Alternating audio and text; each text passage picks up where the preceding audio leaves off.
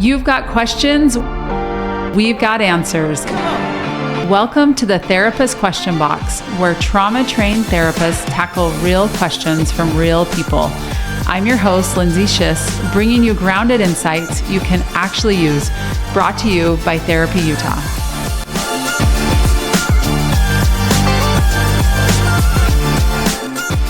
Welcome back to another episode of the Therapist Question Box. We are here to answer your tough mental health questions and even your relationship questions. And even if they're not tough, we are here to answer them. Today I have with me Mary Lamas, a therapist at Therapy Utah. Mary, thanks for joining us. Thanks for having me back again. Always good to be here. Always good to have you. Mary's one of my friends, and so it's always fun to just talk and discuss what's coming up for people. So today we're talking about loneliness, which is really an important topic and one that we are seeing a lot of lately. A lot of issues around loneliness. Mm-hmm. And so let's just dive into the question. Mm-hmm. The question is, why do I feel so lonely and what can I do about it? Yeah, right to the point. Right to the point. Yeah. Let's not mess around. Okay. So tell me your thoughts on that. Why do I feel, so let's start at the beginning. Mm-hmm. Why do I feel so lonely? That's super broad. Yeah. And where do we begin? Yeah.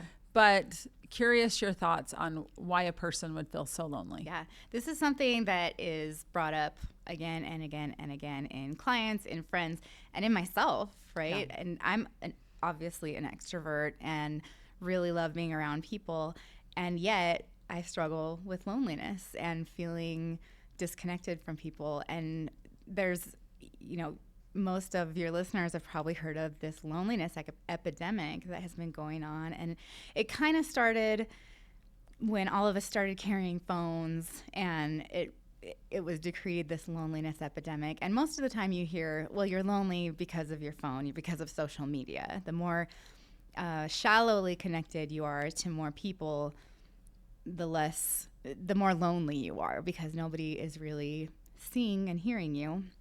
And that's part of loneliness. The antidote to loneliness, right, is that you feel seen, heard, understood, and valued. Mm. And those are all really important things that we are wired biologically to need. We have always been, a community-centered race.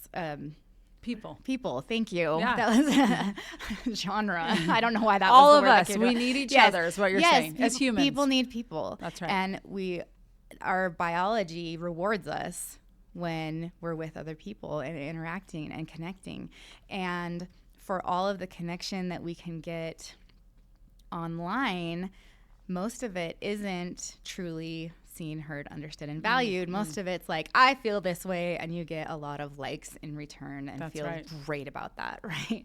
So loneliness, if you're feeling lonely, probably you're feeling really stressed, to tell you the truth. It is really connected with stress. It's this loop of doom that the more stressed we are, the less we're connecting with other people, because we're stuck on our to-do list and not doing our relationships. And the more that we're only doing our to-do list, the more disconnected we feel. And the cycle goes around and around and around. Okay. And there are people, and I want to be clear here, because there are extroverts and introverts. You and I think, are probably both extroverted, and we both are in relationship with people who are introverts. Yes. And it's really interesting, the dynamics of that. When you're an extrovert, being with other people recharges your batteries. The energy of it is kind of the solar power that comes in and just recharges you, and you're excited to be around other people, and you love the dialogue and the busyness and the laughing and the thinking about the things. And when you're an introvert, you love that limitedly with some people, in some places. And another facet of that too is social anxiety. So weirdly enough, I'm an extrovert, I get social anxiety. And I know a lot of extroverts that get social anxiety. And it is this... Do you think you know why? I'm really curious. Yeah, I mean, I've done a lot of thinking about it, and every time I think I've got my finger on it, I find myself in a situation where I'm anxious again and have to think it over again. And a lot of that is our experiences. I'm going to say a lot of it, I think, is the way that we were raised. If there was a lot of talk after something when you were growing up about who's doing this, who's doing that, and what's the tone of that? Is this, oh, it's great, or is it, well, I mean, that's going to be a train wreck, or Interesting. or kind of a little more critical and judgmental. And that's not saying I have the world's best family that is kind and supportive and loving. And also sometimes we are critical of each other after we're done. Then it's, oh my goodness, Mary's ruining her life, and and Leah is dating this person that is the worst, and whatever. So that tone can really take over. We know that a lot of the things that we grew up with, that feels normal. And if you're afraid that the people you're with, it's part of that being understood and valued. Yeah. So I've been seen and heard, but what happens after this? Yes. Are we going home and everybody is rehashing things and saying the things that they wouldn't say to my face? Because that's not being understood or valued. And that's been a difficult lens for me to shift and say, probably people aren't doing that. And if they are, that has a lot more to do with them than it does with me. And I can still, so I've been trapped in that cycle of go out and do the things and have a great time. And then the minute I leave, I start going, oh, I bet I looked like an idiot. Why'd I say that? Yes. And I talked too much. And I bet so-and-so was just rolling their eyes at my opinions or whatever it might be. And oh shoot, I didn't know I had spinach in my teeth the whole time. I bet that's all everybody's talking about on the way home. But when was the last time I left a place and went, oh man, did you see that spinach in Lindsay's teeth? And did you know what I mean? And if you did, you better tell me, by the way. But that's a good friend. That's exactly right. That's right. Exactly. So if it's not bothering somebody enough to talk to me about it, then it's not really my problem. It's not really fair that it's coming up. So I might think, oh, that would be embarrassing to have spinach in your teeth, but I'm the kind of person that would tell you that you have spinach in your teeth. That's why we're friends, Mary. Yes. Right. Or it wouldn't bother me, And I think we are so critical of ourselves, and how many of us have gone home from something, whether that is professional or personal, and gone, oh, I bet I looked so dumb. And I think what's interesting is we have done that. So I'm hearing you say, okay, you got to go out and do the thing to prevent loneliness, right? Because we want to be seen and heard and understood and valued. And yet sometimes when we go out and we're in groups, it doesn't matter if there's 100 people around us, we can still feel very lonely. Yes. And so what would you say to people that say, okay, so I go to the party, I do the hard thing, I'm tired, I'm stressed, but I go and I do it, and I still feel lonely when I'm there? Yeah. And that, again, I think is a lot of, we're so mean to ourselves. And a lot of that feeling lonely in a crowd of people is really feeling undervalued. I've definitely been in a crowd of people where I did not feel seen, heard, understood, or valued. And the funny thing is, I can think of times when I went and felt that way, and it really, really bothered me and made me sad and made me think about it for weeks.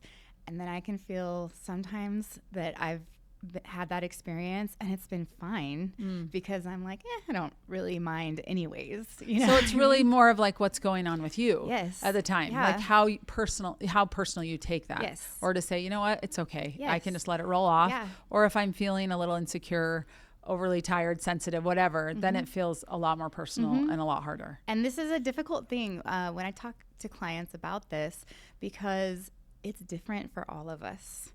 When you are feeling a certain way, difficult things happen to all of us, but the way that you respond to something, and I got to be careful here because it feels really dismissive to say, well, don't react that way. That's your choice that you're taking offense or feeling lonely or whatever. That's not the extent of it. If somebody is being rude and putting me down, I do have a choice of how to respond to it, but that also doesn't mean that I haven't felt Yes. whatever negative Yes. because they've put it out there. Right. So if you're in a group of people and you feel lonely, here's what I recommend. Just doing a quick scan of yourself. Why am I feeling lonely? What is it that I'm feeling? Because if you're feeling lonely, you're feeling different. You're feeling like you can't integrate with these people.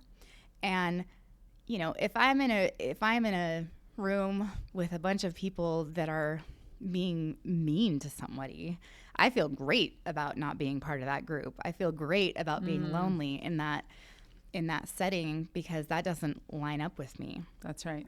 But if I'm in a group of people who I think are kind and warm and loving and friendly and I really like them and I feel lonely, generally, and that's a big key in social anxiety too. That's because I'm telling myself, usually there's some element of I'm telling myself that I don't belong here. Mm-hmm. And I'm telling myself that when, you know, if we're at a party and you're not talking to me, that's me going, oh, Lindsay doesn't want to talk to me because, and I'm filling in these blanks and making these assumptions that are mean. Mm-hmm. I would never let anybody talk to Lindsay like that. Yes. But I don't even let people talk to me like that, but I talk to me like that. And that's a big, big problem. It's amazing the stories that we create in our own brain, right? And like the evidence it that must we be find. this and it must be this. And then we find evidence to support that, right? Like Mary's not talking to me. Oh, she must be mad about what I said last week or what happened here. And really we have no idea what's going on with the other person, but we create stories in our mind that can be so damaging, right? And make us feel even more isolated. Yes. So how do we manage that? The stories in our brain when we maybe are feeling isolated or lonely. What do we do with that? Well, first of all, when you're feeling isolated and lonely, obviously you're not feeling your best. It's easy to go to work when you're having a great hair day and you're feeling good. Maybe you had a massage over the weekend and you recharged and you binge watched your favorite show or whatever. And you're feeling good. That's an easy time to have your inner critic quiet Silence. down. Yes, or quiet. Let's say that. Quiet yes. down. Yes. Some of us feel arrogant when we build ourselves up. Some of us feel undeserving of that. Some of us feel like that was kind of taboo, like we weren't allowed to say something like that when we were a kid. Yes. But tell me the last 4-year-old you walked up to and said, hey, are you cute? Are you smart? Are you strong? And they're not like, yeah, duh. Like, because obviously. the world hasn't told them they're not. Exactly. Yeah. Exactly. So that's a good self-scan. And this is the hard part of a lot of therapy is that it does take this honest introspection. When I sit here and I'm feeling this negative feeling that is pulling me inward, that is making me isolate, making me feel less than, where have I heard this before? What am I hearing? What am I feeling? And sometimes that's a feeling in our body where I know when I get this certain tightness in my shoulders up here, because I've done this introspection, I know, okay, I used to feel that when I was in trouble, when I had a secret that I was trying not to get in trouble over or something like that. And so maybe I can go, oh, I feel like I'm in trouble or something like that. And you can kind of talk yourself through it a little bit. But I think a huge part of this loneliness problem is just telling yourself that you're worthy. What is good about you? We often tell ourselves like a mantra, and not even to the conscious level of you're this, you're not that, but we have this dialogue going on inside that's mean. And it's not fair and it's not true. And if it's true, it's not the whole truth, right? So as an extrovert, I talk too much a lot and I can get kind of pushy and I'm a therapist, so I'm used to asking very personal questions. And I've found myself in a couple of social situations where I ask a question and get kind of widened eyes in response and go, oh my goodness, I'm so Not sorry. the time. Yeah, right. Not the time. Take that therapist hat off because this is awkward. Yes, we're at a party. Yeah, because that's normal for me, Yeah. right? And for some people, it's normal to make, body function jokes, and other people, it's not, right? And that's comfortable or whatever. So if if I end up feeling like I'm pushy, if I get the wide eyes, if I talk too much, I have a voice inside of me that tells me I'm too much. And usually our inner voice is too much or not enough. It's centered on those, and it can be both, actually. Yeah. And wouldn't you say that inner voice too comes from painful experiences of your past, right? Yes. At some point along your path, you have been told, and maybe not exact words, but you're too much. Yes. Gosh, that was too much. You asked too many questions. Yeah. You talk too much. Yeah. And so when you've heard that, it's painful, and then you find evidence to prove that, right? Especially if you didn't have that thought before. If I thought we had a perfectly lovely conversation, you know, when you're in 5th grade and you are coming up, it's part of the developmental phase where you're coming up with all these what ifs and all these like, oh, and then this happens, and then this happens. And if you've talked to a 5th grader in your life or somewhere around there, it's a little bit wearing. Like you're talking about the ins and outs of I know we always talk about Minecraft, but of Minecraft or Monopoly or soccer or whatever it is that they're interested in. You are getting minutia, right? And when you're a kid, that's a great conversation. Yeah. But when you talk to an adult and they say, probably very lovingly, you know, that's a lot of Minecraft or a lot of soccer or something like that. If that's not handled carefully, and honestly, even if it is, like sometimes that can just feel like, oh, you're too much, and people don't like it. And so you had no idea that this was true for me. I had no idea that I was just like talking all the time. And so when I was made aware of that, then I thought, well, how much is too much? Where's that line? And anyway, so we all have these inner things, but the truth of the matter is, if you're the kind of person that is thinking about that and the comfort of those around you, gosh, you're a kind person. Right. You're a polite and a tuned in person. Aware to even ask those questions. You have to be aware Yes. to actually be asking those questions of yourself, right? Yeah. And when you do go a little too far or not enough, when I do get the widened eyes of like, wait, well, I don't know your last name, but I just asked you about, you know, your attachment to your father or something like that. You know, that's kind of an interesting question. Right. The great thing is that the repair, we know from study after study after study across all kinds of fields, that the repair is way more important than the rupture. That's right. And so me saying, you know what, I'm so sorry. That was a little personal. I'm a therapist. That's normal. You know, tell me about your weekend instead. Back up. Like let's talk about your favorite color. Yeah, let's talk about your what's your weekend. dog's That's name? right. Yes. Let's start with the basics. Then that's the important thing. That allows that person to leave instead of being like, holy moly, I met the most intrusive woman that just asked all kind of personal questions.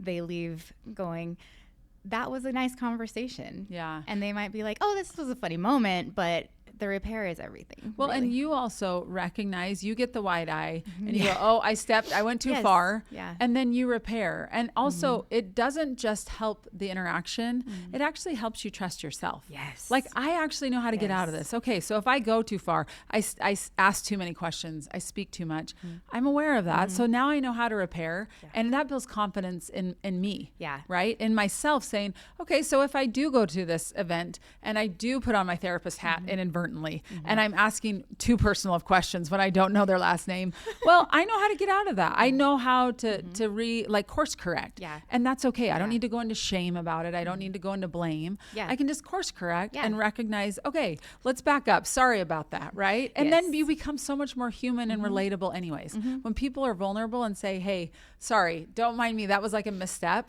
So here I am. Right. Like, I'm going to repair that. Right. And here's the thing. We know also from research that vulnerability is connection. That's right. If I ask you how your weekend went and you say fine, that's small talk and politeness, and that's rote behavior. That's easy. It's surface level. It doesn't invite anything. If I say, Lindsay, how did it go talking to your child over the weekend?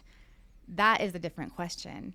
And what was the most interesting thing you did this weekend? That's a different question. That's right. That invites connection and vulnerability without being a little bit too much. Yes. And I also want to go back and challenge you on the repair. we don't know how to, most of us don't know how to repair. Like you and I have been to school and we've done the things and we've practiced repair over and over in a classroom. However, most people haven't. And if you get home and you're thinking about the rupture, the thing that you did that was, I'm just going to say weird, right? That made something uncomfortable, made you uncomfortable, made, something went wonky. That's not the end of it.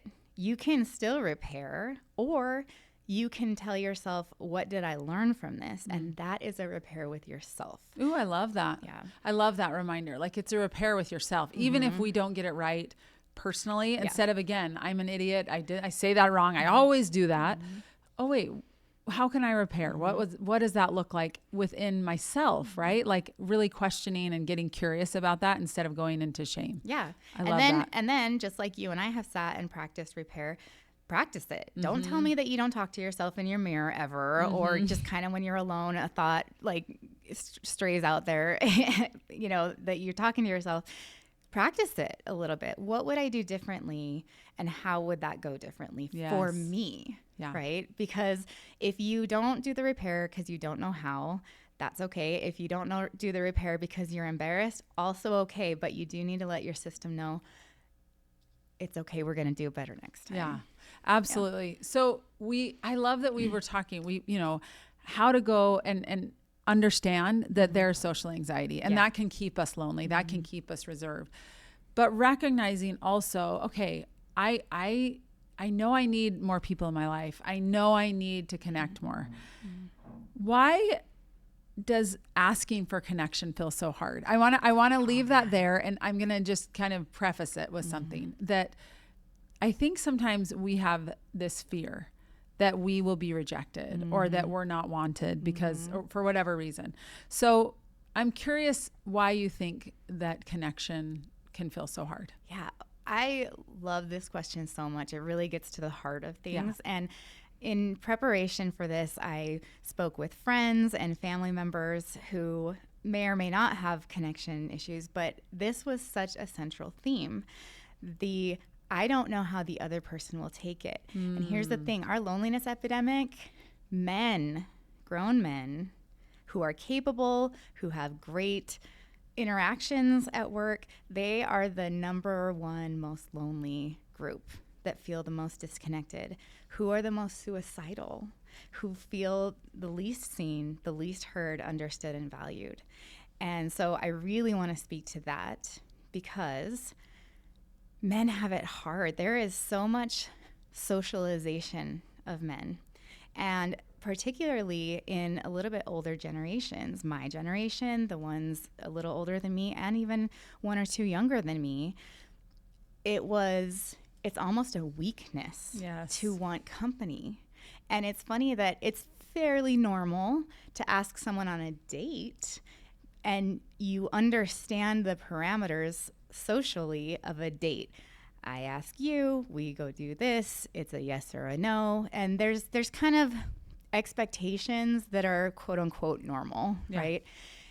With friendship, all that goes out the window. Yep.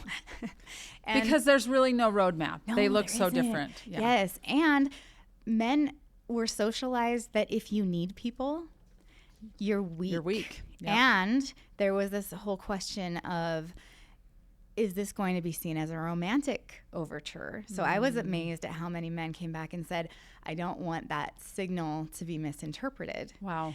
And also, though, let's just take a beat. Yeah.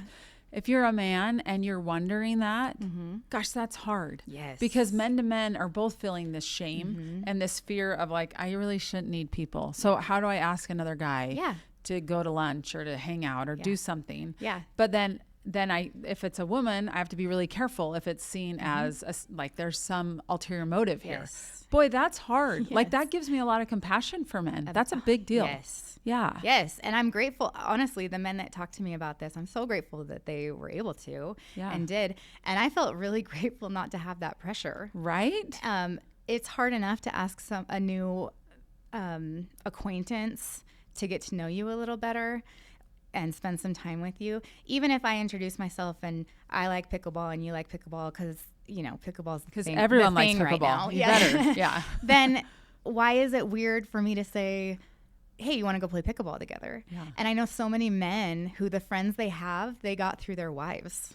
It's the spouses of their wife's friend. But that ability to make friends as men on our own, that's really difficult. It's really challenging. And there is so much compassion there because you're unsure. But there again, we're going back to, if you're asking these questions, if you're having these concerns, that makes you a thoughtful and compassionate person.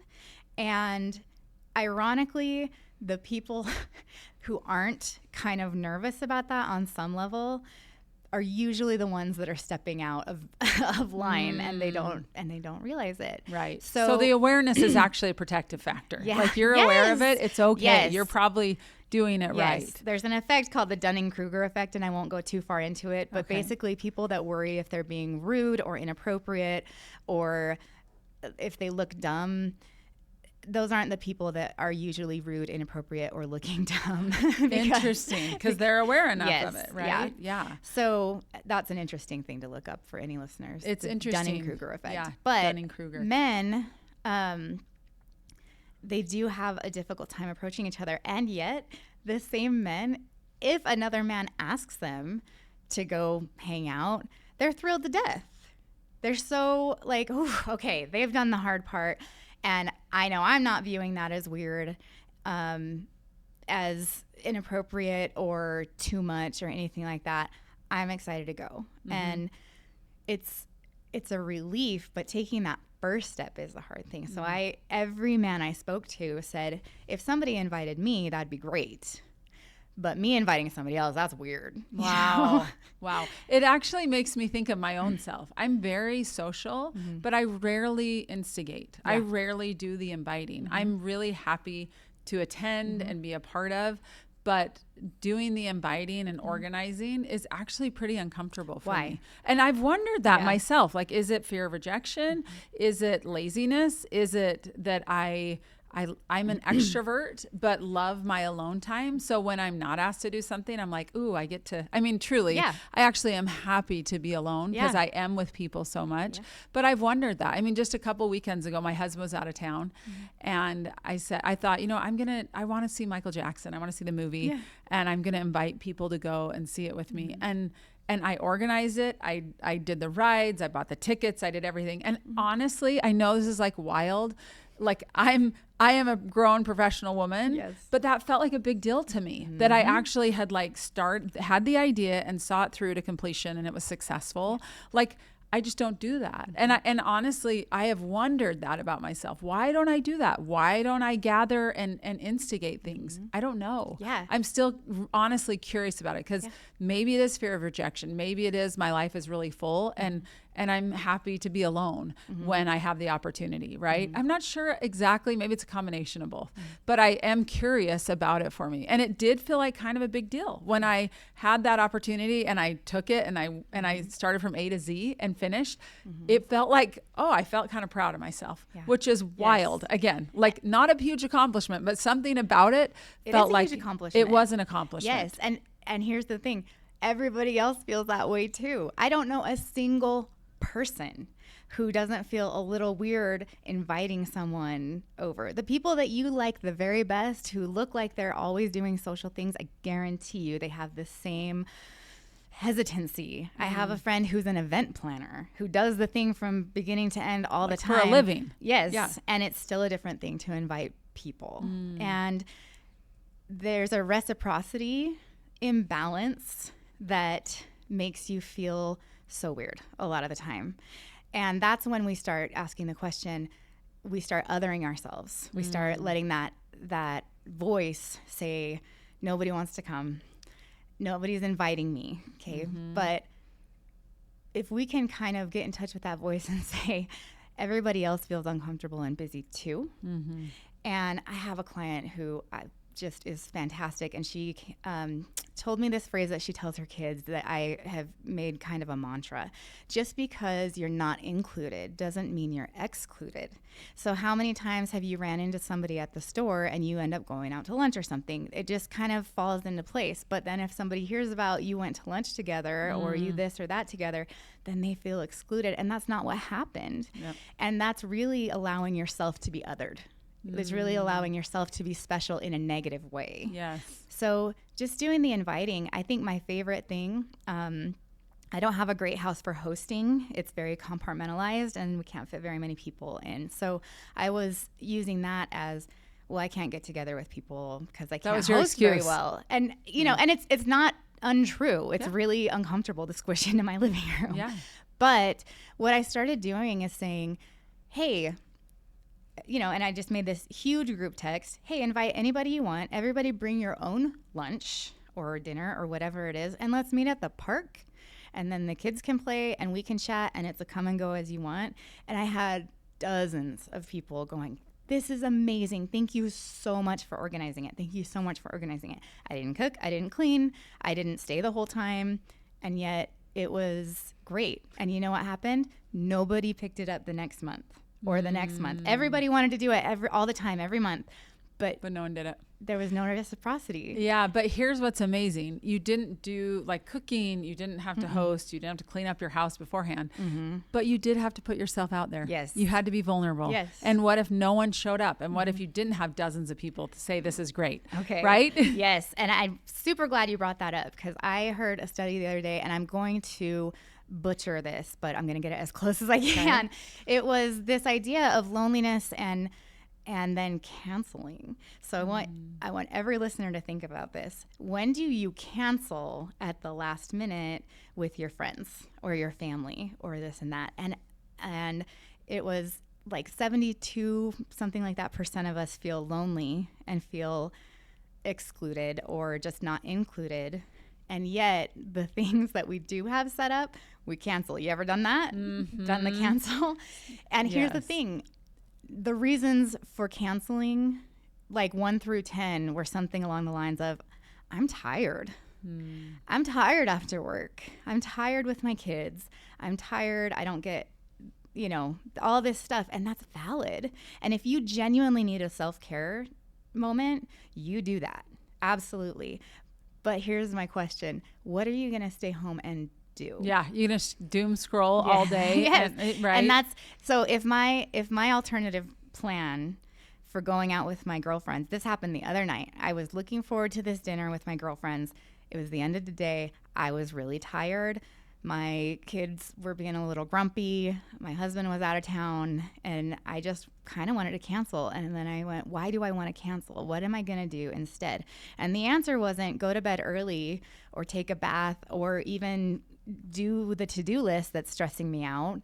The answer was literally, I'm going to play Sudoku and listen to podcasts. Nice. And that was your choice.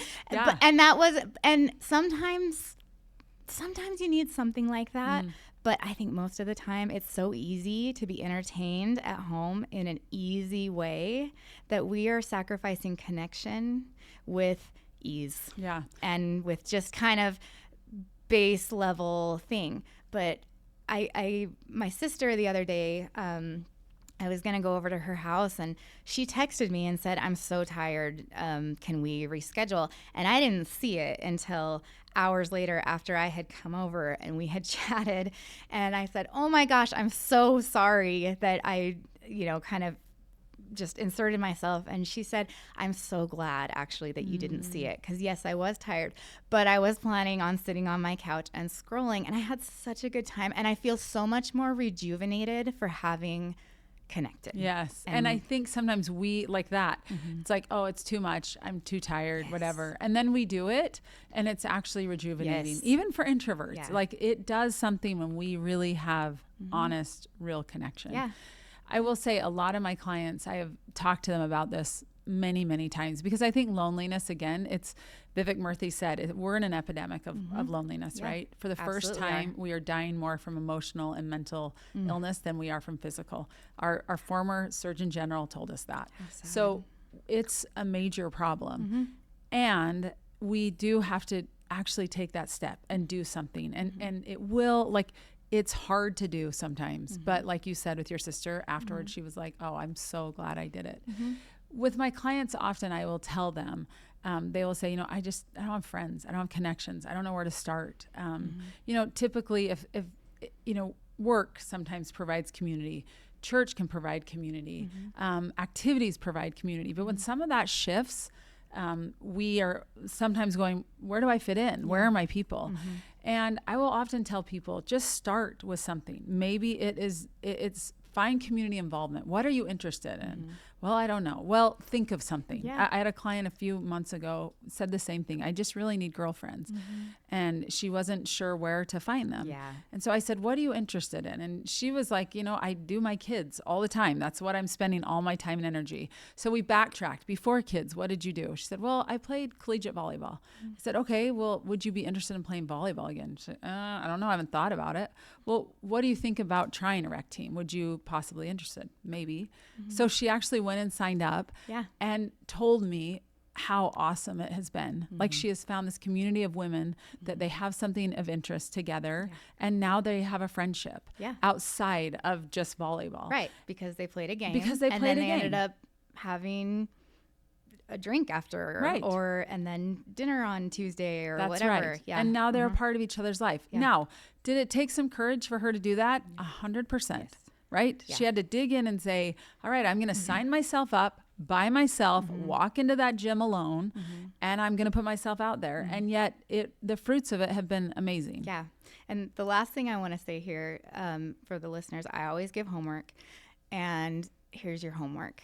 We all think, well, a lot of us tend to think of social things in $1,000 bets. Okay. So I want to have a big group of girlfriends. So I'm going to put that's not your first step. That's not your 10th step. That's so like your client, what she did was she went down to the rec center and found a group, a class or whatever, and signed up for a little short-term thing. Find a $5 bet. Think of someone in your life who you'd like to get to know a little bit better. For some of us, we want a big group setting, and for some of us, we just want to have lunch with one person. And I want you to write down a few $5 bets. I did this myself a couple years ago when I was new in the area and struggling with friends.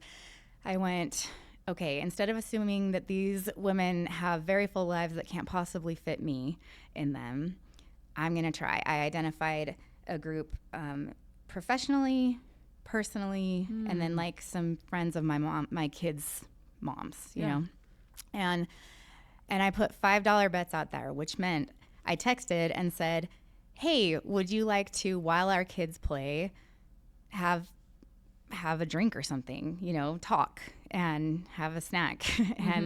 And that's a $5 bet. If they say no or don't respond, I am not devastated. I can say they're busy, lovely, wonderful people, and I haven't put myself out there to the point where I'm going to give up forever. And it's not devastating to you. I love that. And it can make you feel a little weird, okay?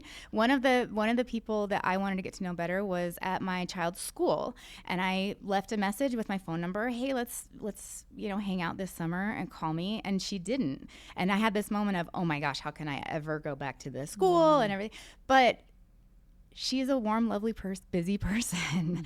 And it doesn't mean that she doesn't like me. That doesn't mean there's something wrong with me. It means that it was a $5 bet that didn't pay out, and I only lost $5. And the other $5 bets that I put out there, they did turn into something that are really special and friends that are close now. I love that. The $5 bet. That feels like doable. We can all do the $5 bet, right? Yep. So that's the homework for the listeners this time. I want you to identify a few people in your life where you can place a $5 bet and be nice to yourself about it.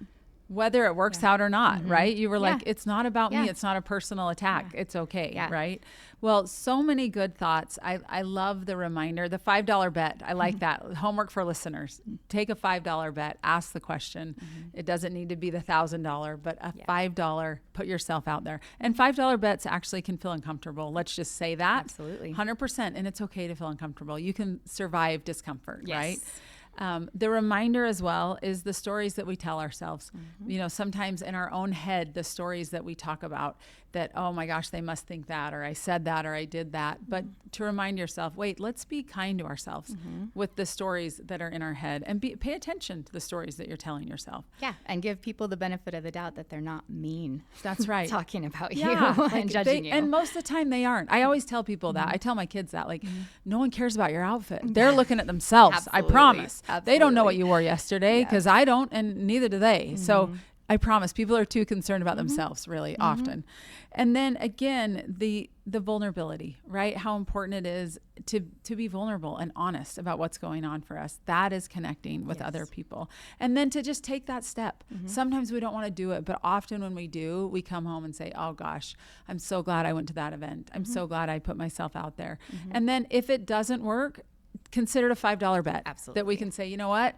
Didn't work out like I had thought. It's okay. We'll try again next time, right? So thank you so much for this conversation, Mary. So many great tips and things to think about. And honestly, it's something we all experience from time to time. We all have loneliness, and it's something that is happening all around us. So the honesty of this question, I really appreciate, and the thoughts that you had. And again, the homework, I love that. The $5 bet, so valuable for our listeners. So thank you so much. Thanks for having me. And thank you for being here and being with us today. We hope that as you listen and thought about loneliness in your own life or in the life of those around you, you considered what you could do to maybe increase the way that you connect with people and the people around you.